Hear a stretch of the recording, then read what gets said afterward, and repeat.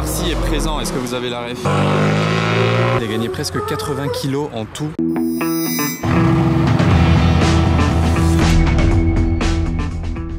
Hello everybody, this is Fipe, comment allez-vous les amis? On se retrouve pour une nouvelle vidéo à Paris. Ça va changer un petit peu de d'habitude. Je vais me rendre à un endroit où je ne suis encore jamais allé à Paris. Je voulais y aller depuis très longtemps parce que c'est quand même assez fréquent, mais je n'y suis jamais allé. Donc c'est le moment aujourd'hui dans cette vidéo. Il y aura des belles voitures. Si vous êtes nouveau, n'oubliez pas de vous abonner. Il y a tous mes réseaux sociaux en plus de YouTube aussi que vous pouvez retrouver. Bref, c'est parti. Alors là les amis, je viens d'arriver quelque part que je vous ai jamais filmé encore. Il y a une Ferrari FF, mais il y a surtout plein d'autres voitures. Moi, je me suis garé ici. On est au rassemblement de Olivier Paris Supercar. Est-ce que vous le connaissez là? Il y a un petit Youngtimer très joli, rouge en plus, c'est pas courant, Clio 16S. Il organise en fait de temps en temps le dimanche, on est où là? On est à l'hippodrome d'Auteuil. Il organise un rassemblement, voilà. Donc on n'est pas dans Paris, donc ça dérange personne, c'est ça l'avantage ici. Place Vauban, des fois il y a des problèmes avec les riverains à cause des gens qui font n'importe quoi. Ok, ça je l'accorde, mais au moins ici, ça gêne personne. À la frontière, là il y a le périphérique derrière qui fait déjà du bruit. Sympa, grise avec ces jantes là, ça a sorti. Là je vais faire un peu tout le tour, c'est la première fois que je viens, je sais pas comment c'est disposé ici. Là on a deux 992 GT3 dos à dos, trop sympa. Ils les ont assez collés là pour faire une photo sympa, regardez. Le propriétaire de la 992 GT3 bleu m'a gentiment ouvert la voiture. Je vais vous montrer quelque chose de pas courant. Bon déjà là regardez Alcantara, les belles surpiqûres bleues qui vont bien avec l'extérieur. Ce qui va bien aussi c'est les ceintures qui vont très bien avec les surpiqûres. Et regardez, elle a été adaptée parce que le propriétaire il est en fauteuil roulant. Donc il roule sans les pieds, c'est-à-dire tout se fait au volant. Regardez, vous voyez ils ont rajouté ça derrière. Ici ils ont rajouté ce manche là. Et il peut contrôler sa 992 GT3 tout avec ses mains. Donc c'est ça l'avantage avec les beaux arceaux derrière. Petite FF 4 portes, 4 places je voulais dire. C'est pas courant de voir une supercar adaptée pour quelqu'un en fauteuil roulant, mais c'est vraiment super de pouvoir le faire en tout cas.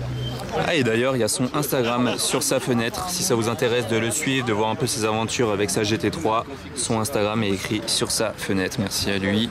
Et là vous voyez la différence derrière, ça c'est une GT3 sans cette partie au volant ou à côté du levier de vitesse. Alors là les amis, question sérieuse, il y a un match. Est-ce que vous préférez la F-Type R, la F-Type SVR? C'est une SVR ça? Non c'est pas une SVR. Il y a écrit SVR ici mais c'est pas une SVR.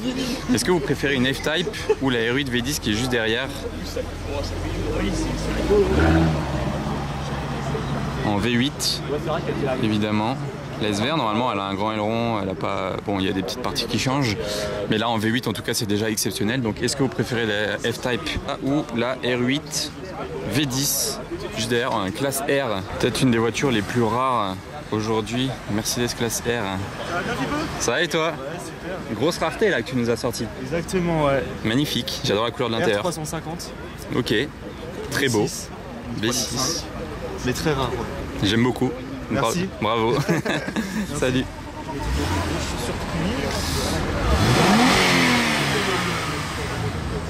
Ça fait entendre le V6. Ça c'est vraiment pas courant. D'ailleurs Mercedes ils font plus de monospace. C'est le monospace de l'époque. Ça c'est quoi? C'est une 50e anniversaire je crois cette Carrera. Dans cette couleur avec ses jantes. Effectivement, il y a le petit badge ici 911 50. Une autre 911 mais là c'est la phase 2 en GT3. Vous voyez pour différencier les deux phases de 991, les Carrera 991 tout simplement. Le feu à l'arrière, bah, il est plus épais comme ça. Et là il est comme ça tout fin. Voilà, c'est deux 991 mais pas la même. L'autre elle est restylée en gros on va dire voilà. Cayenne full black, enfin full black avec les vitres noires je voulais dire. Mustang, CRS. Abarth, Alpine là, incroyable avec les jantes carbone et pas que les jantes d'ailleurs, regardez le capot aussi, tout en carbone. Ces jantes là elles sont incroyables, il faut y faire très attention parce qu'une jante en carbone c'est beaucoup plus délicat ensuite à réparer qu'une, je crois qu'on peut même pas la réparer, je crois qu'il faut la changer carrément si vous la tapez sur un trottoir. Une 488, on avance. Là on a le nouveau Range. Ah, il a des jantes carbone aussi, vous voyez, mais mat. Carbone mat. C'est marrant de mettre des jantes carbone sur un 4x4. Et l'avant, je le trouve très imposant. Regardez, il est très droit, très long, genre très gros. Ça fait vraiment très imposant. Alors qu'est-ce qu'on a là sur cette Mustang? Là on a une Camaro. Petit wrap là. Là le duo de Ferrari. Ok, ici on a un duo d'américaines. Séparé par une Miata certes, mais il y a un duo d'américaines. Et là on a un duo de Ferrari. Donc la 599 HGTE. Ça vraiment ça fait très longtemps, mais je crois qu'il était à 17 000 € en option le package GTE. Donc il comprend ces jantes là différentes. Cet échappement aussi spécifique qu'on reconnaît là avec les sorties de cette couleur et les petits crans dedans. Et les sièges à l'intérieur aussi sont un peu différents. Fond de compteur blanc, donc voilà pour l'avant. En tout cas le blanc crème là il ressort très très bien, il est très beau ce blanc. Et là on a la voiture d'ailleurs de l'organisateur de cet événement, enfin si on peut appeler ça un événement. C'est plus une petite rencontre de passionnés, sans prise de tête. Et il nous a ramené sa Ferrari 430-16M. C'est le jaune 3 couches Ferrari. Triplo Strato, Giallo Triplo Strato, j'ai toujours du mal à le prononcer ce truc, je suis pas bon en italien, désolé. Avec cette plaque ici sur la grille, vous voyez. On voit l'échappement d'ailleurs, on dirait que son échappement il n'est pas d'origine, je sais pas, il y a des tuyaux bleus derrière. Est-ce que ça a bleu? Non je crois, ouais ça a vraiment pas l'air d'origine, hein. Il y a une boîte là. Ici c'est vrai, je me rappelais même plus qu'il avait changé l'échappement. Avec les sièges baquets, sur piqûre jaune sur tout l'intérieur. Ici aussi on a la plaque 16e Scuderia Spider, limité à 499 exemplaires. C'est une rareté ça, hein, ça a une cote de fou. Je pense que c'est incroyable. La petite bande très légère sur le capot, c'est une de mes couleurs Ferrari préférées. C'est vraiment un très très beau jaune qui fasse sombre ou que ce soit en plein soleil. Ce jaune est juste magnifique et j'adore le fond des phares noirs aussi. Vous voyez là, comme sur la Scud, ça rend très très bien. Franchement elle est magnifique. Qu'est-ce que vous en pensez? Et encore quelques sportifs de ce côté-là. On a une belle R8 bleu mat là. Avec ses jantes et ses phares là, restylés.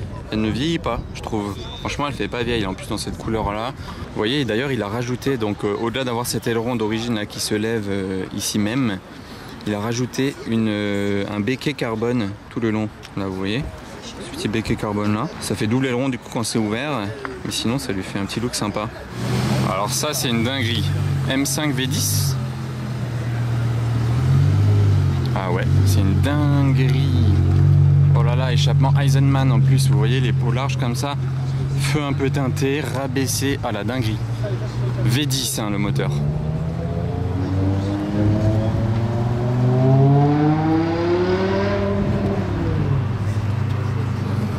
Vous avez entendu? Alors là on a un chien qui garde le Mercedes 4x4, mais on a surtout une Mustang très énervée là. Très énervé ça.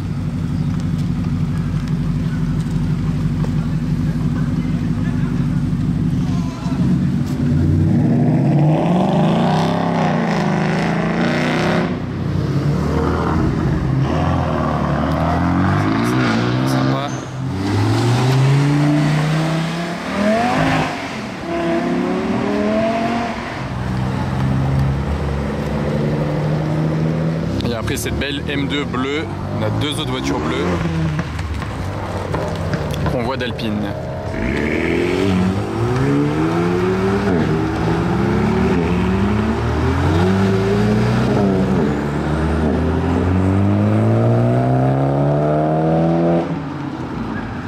Ça j'étais pas pris à l'Aventador. Hein.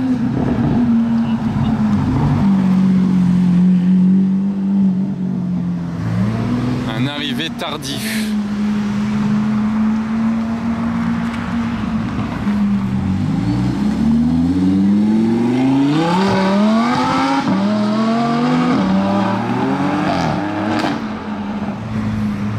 Oh, la ligne de cette voiture Aventador, première génération celle-ci.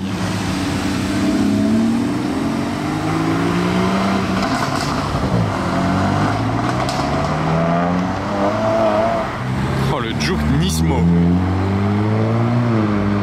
Improbable. Oh, toute mignonne celle-ci. Passionné du dimanche, voilà. Définition du passionné du dimanche.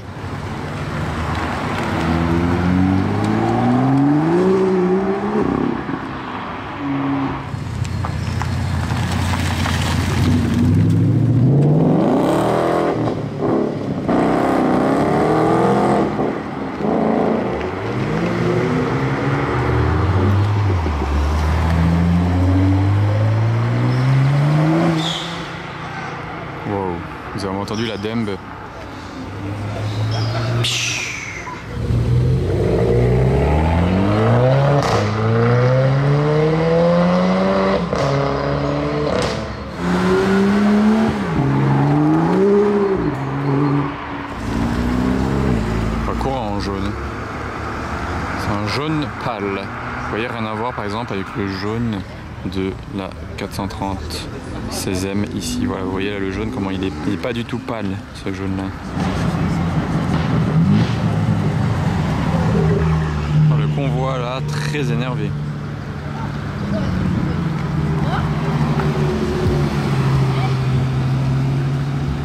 Elle est incroyable cette R8.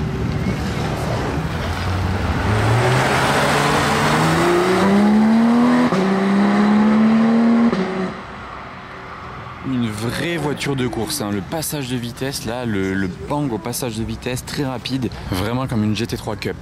Oh, les jantes qu'il a mis lui sur la M3.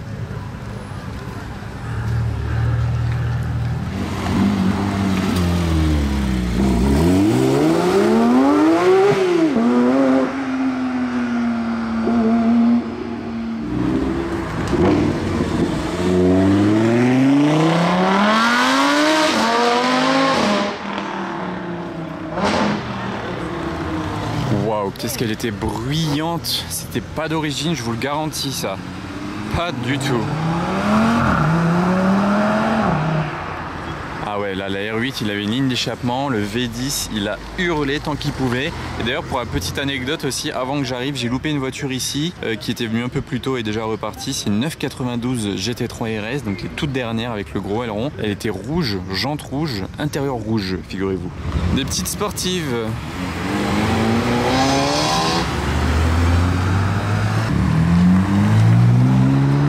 Un peu tout comme ça vous donne un peu une idée des petites sportives du marché.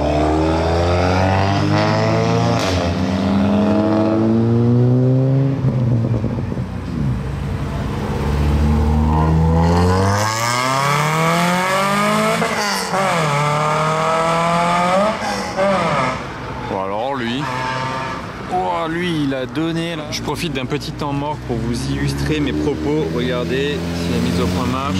Donc voici à quoi. Ah ok, c'était des hauteurs de moto, je vous rassure. Voilà, la GT3 RS, c'était celle-ci.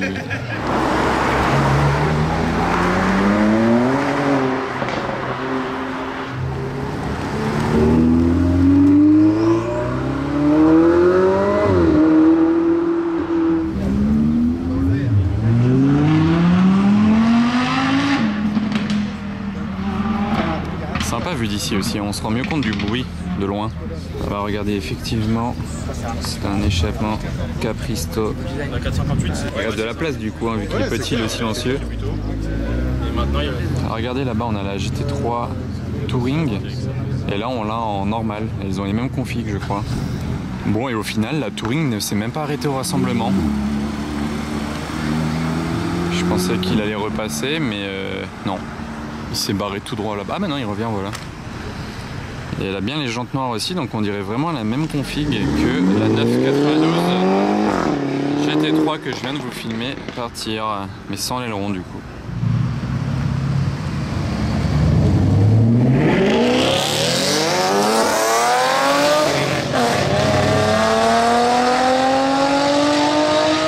Alors là, c'était des départs bruyants. Voilà, il n'y a pas d'autre mot, c'était bruyant. Ah ben, on va pouvoir comparer la Touring. Vous préférez laquelle, vous d'ailleurs? Touring comme ça, sans l'aileron.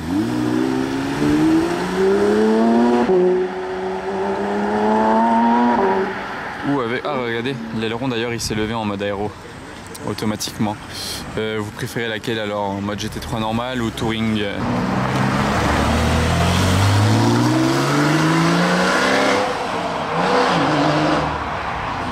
Boîte méca, hein, vous avez entendu le passage de vitesse? Les amis, Omar Sy est présent, est-ce que vous avez la ref?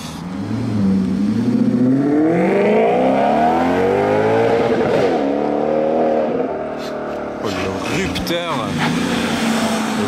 et le launch control sur l'X3, ah là il n'y a rien qui va. Oh la Skyline.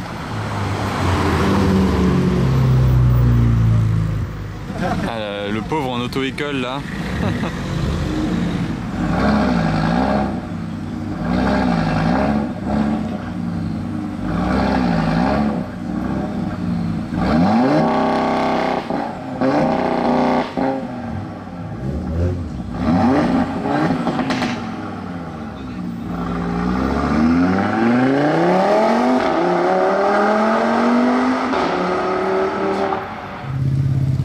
Départ du nouveau Range SVR.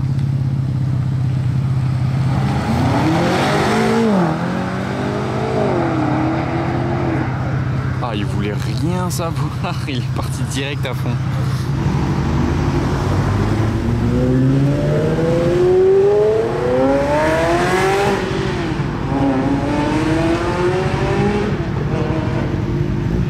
Petite Formule 1, petite Twingo.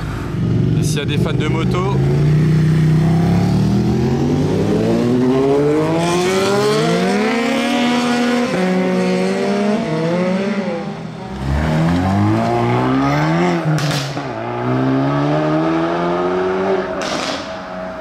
il nous fait du popcorn au passage, lui. Popcorn du dimanche. Ah, lui, il est parti à fond, il avait une galette. Sa roue avant droite, c'était une galette. Olivier va nous quitter avec la 16e. Je vais voir si je l'entends démarrer d'ici.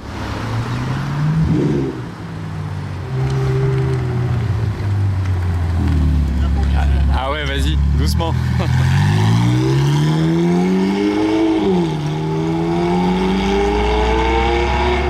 Tellement belle. Et oui, malgré les accélérations que vous avez vues depuis tout à l'heure, apparemment il y a la police un peu plus loin, donc il n'a pas fait trop chanter la voiture, mais elle est tellement belle par elle-même qu'un beau passage comme ça déjà, c'était sympa à voir. Effectivement, s'il partait à fond et qu'il arrivait face à face avec eux, bon, ils auraient pas trop kiffé, je pense. Oh, raving. Il nous fait des rêves, il a fait exprès ou... Ah, le départ du V12, là je l'attendais celui-là.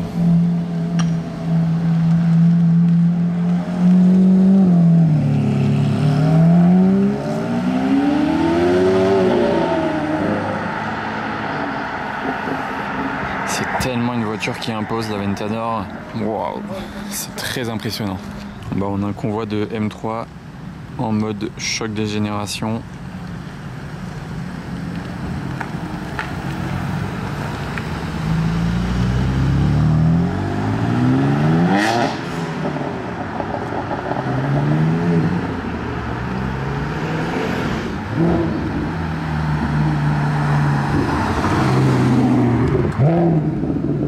La diva italienne. J'étais pas prêt.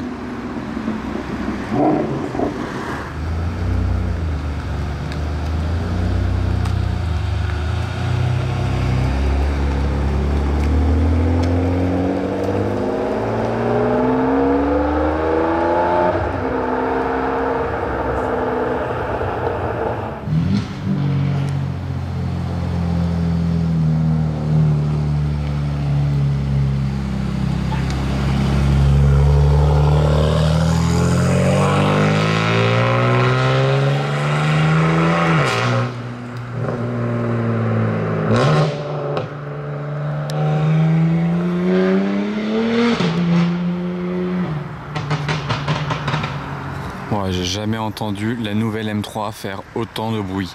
Truc de fou ce qu'il a dû faire à l'échappement là. Alors je sais qu'en coupé c'est une M3 E36, mais en cab c'est quoi l'appellation exacte? Elle est vraiment très clean là, posée comme ça. Bam. Elle est un peu rabaissée hein, vous voyez. Très propre. Elle est comme neuve et elle a une ligne d'échappement en plus de la marque Super Sprint avec l'intérieur gris là. Petite boîte méca. Ouais, vraiment très belle. Je reconnais, c'est un 3 cylindres. Mais regardez qui est en train de se garer derrière moi. Le combo de fourgon blanc. Et on a l'intérieur de la R8, rien que pour nous. Les sièges baquets. Le volant Alcantara avec l'affichage LED ici sur le haut pour le passage de vitesse. Ça c'est magnifique. Quand vous roulez, ça fait un effet vraiment comme dans un jeu vidéo. Peut-être vous filmez le démarrage là quand il part, ça va pas tarder je pense. Et regardez, son kit extérieur, il est juste incroyable. Franchement, elle est d'une violence cette R8. Vraiment c'est le mot, elle est violente. Regardez ça, j'adore. Franchement, elle est vraiment incroyable. Et il a apparemment la ligne d'origine, mais il est en décata. Donc ça suffit pour la faire hurler. Et vous voyez là, ça l'élargit vraiment ces petites parties carbone là sur l'arrière. L'aileron qui va bien. Elle est faite vraiment comme il faut. Moteur V10 exposé ici. Et c'est vraiment pas trop abusé hein, le kit. Hein. Franchement, je trouve que c'est juste vraiment parfait. C'est vraiment la R8 de Batman. Hein. Et vous voyez le kit comme il passe bien. Et petite précision, c'est un kit Audi. Vous voyez, Audi Sport qui vous rajoute le pare-choc, les petites ailettes ici, bas de caisse, l'aileron, pareil là, les parties carbone sur l'arrière. Donc d'origine Audi, c'est pas du tout du tuning chinois. Et il a même changé la vitre à l'arrière, vous voyez, il a mis une vitre en plexi pour gagner du poids. Parce qu'il fait du circuit avec, il va au Nürb. Donc il a vraiment enlevé du poids de partout. Il m'a dit qu'il a gagné presque 80 kg en tout sur tout ce qu'il a modifié sur la voiture en termes de poids. Vous imaginez 80 kg, c'est déjà le point du conducteur en fait. Ah, franchement, elle est dingue.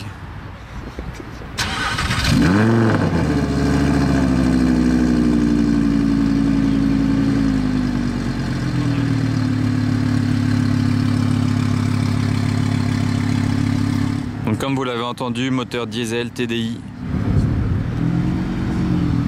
Ciao.